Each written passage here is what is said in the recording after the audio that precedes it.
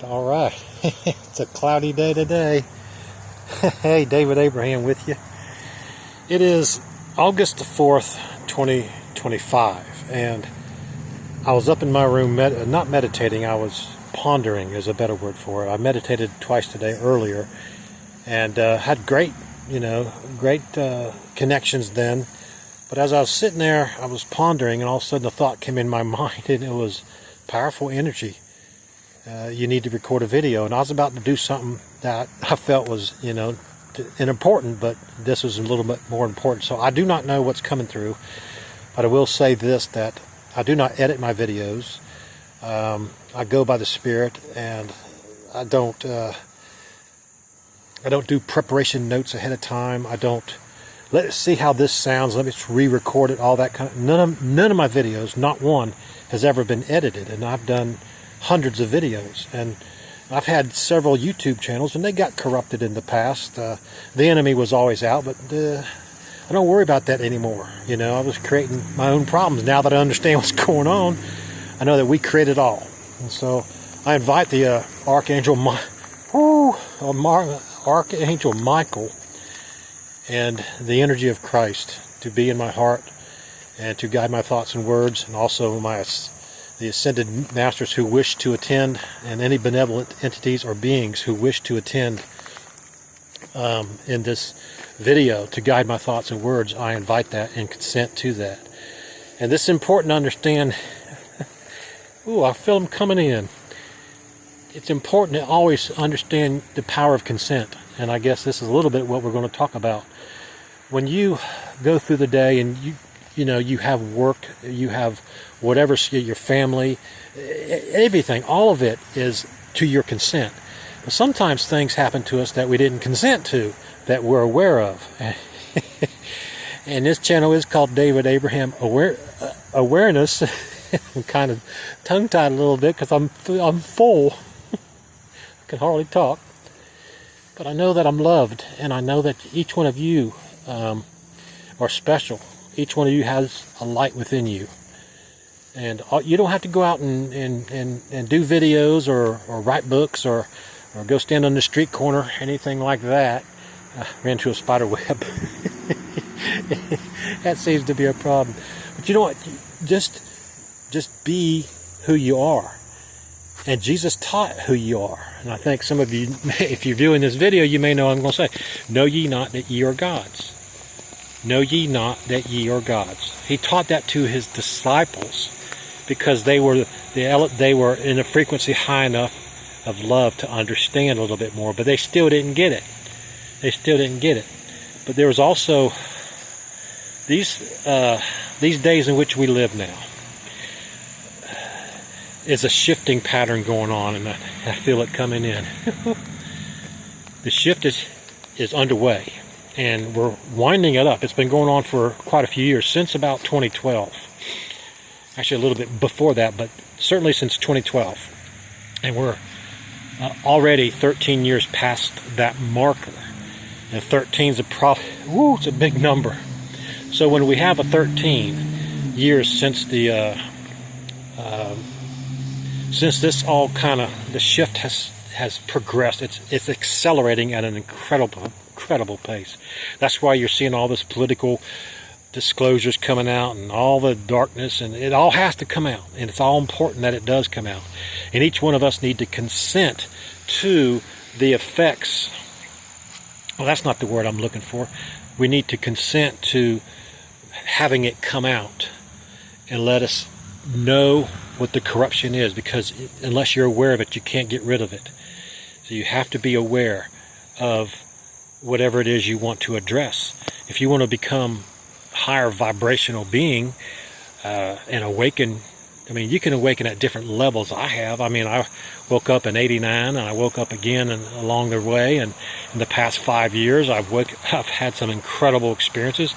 I'm not going to any of that, but I did talk about this on another video, that I was going to give my a condensed version of what happened to me in 1989 when I first woke up to knowing who I was. Now I had a faith in God back then, and believed in Jesus as the Savior, but I wasn't a real devout man. I just had a general, relaxed view about it. The point I'm trying to make is that that day, back in 1989, it was in September, about this time of year, because it is August the 4th, but anyway, that day I had some visitors in my house, and let me back up a smidge before that. 2 weeks before these visitors, and these were missionaries, but I had a dream 2 weeks before they showed up at my door. And in that dream, I had an incredible experience where I was tested in my faith. And I wasn't a part of any religion. I was Christian, that kind of thing. But I had an incredible dream where my faith was tested like it's never been tested. And the dream was, and I had 2 young children at the time, and I was married to a wonderful woman at the time. We're no longer married now, but that's just the way things go. But the dream was, as I was being held, I was tied, like, my whole body was just tied with ropes, and I couldn't move. And then in front of me was this big, large pool of water and I saw one of my children were thrown in, or was already in the water and at the bottom, and I had to save him, and I couldn't get in. But the only way I could save him was with my faith. I had to break the ropes. And this is important to understand. In the dream, it was real. And so my mind didn't know the difference between real and in a dream, because it was vivid. It was color. It was everything. But I said, no, I'm going to get my child. And I'm saying this in the dream. Oh, my God, I'm freaking out. But I looked at the ropes, and I said, to the ropes, I'm going to save my child. I have faith in Jesus Christ. And that's what I said. And when I said it, it cracked a little bit. It had a small tear in the dream. I could see the small tear of the rope. And I said, all right, so it's weak. And this was a very powerful entity. Darkness maximized. I said it again. Be gone from me in the name of Christ. And when I said that, it was broken, the water was drained out, and I was able to grab my child from the bottom of the pool, or wherever it was. But anyway, large body of water, very deep. And I was able to get in there and get that child, and that child was just fine. And then I woke up. 2 weeks later, these missionaries show up at my house. And I don't get into anything, but getting to the point where I had the wake-up experience. Now, that wasn't it. It's coming right here. So I'm getting to the point where I need to commit my life more fully to the path of light, or the path of Christ back then, because it's all I knew. And if you understand that you create your reality, and we all have a consciousness which connects to other consciousnesses, and we'll feel good if it's a common belief of good, then you will feel that good and get the warming of the bosom, that kind of thing. That's how reality works. But as I was sitting in front of this missionary, and he asked me, "Are you willing to give up these things?" And I had habits that were, not good to be a follower of Christ. And so he said, "Are you willing to give these things up for Jesus Christ?"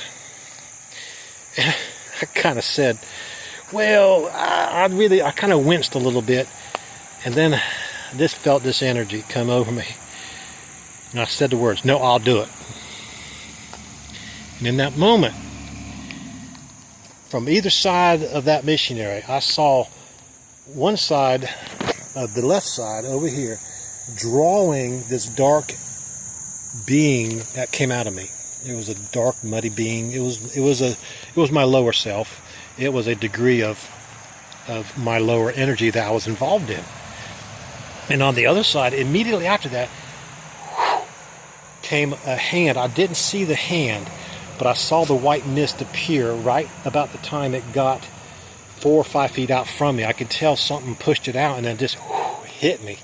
And I recognized right then that I was a son of God. I was I was aware of truth. I was aware of the greater picture of God and all that kind of thing. all that hit me in a moment. I was like, wow.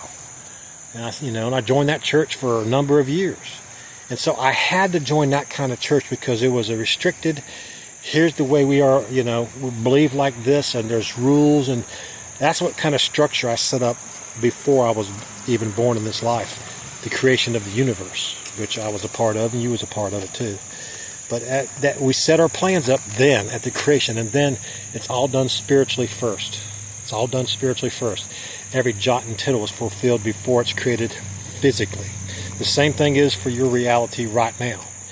Every desire, everything you've ever asked for or wanted or spoke about became part of your reality or is in the process of being manifested into your reality.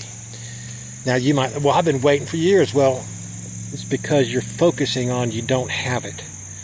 And if we focus on, whatever we focus on, whatever it is, that becomes in our reality. So that's the energy we're in.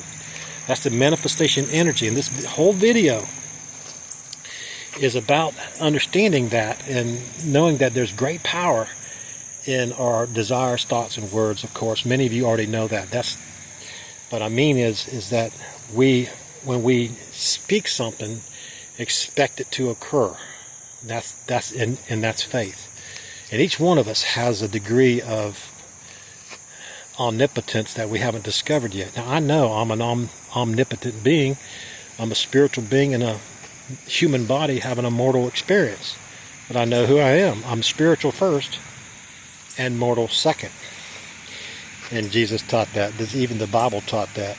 But anyway, it's all being created by your thoughts, words, desires, whatever they are. You control it all. Every bit of it. There's not a moment you not control it. Now, there's a general construct of a collective, yes, and it's important you understand that. But you can change the collective. You won't see the change.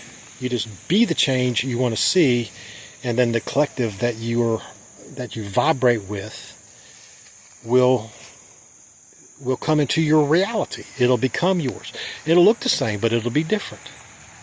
And you have to watch out for the echoes. They'll come back and say, you got to come back this way, because, all entities have by source creator, all entities have a desire to self-replicate, reproduce, if you were, to defend themselves or to stay alive, whatever the wording you want to use. But they all try to, whatever it is, good or bad, they all, there's nothing wrong with being in a religion, but it's a prison for your mind, because you don't have a need to be saved, because you're a sovereign light being and worthy of the highest degree of love available.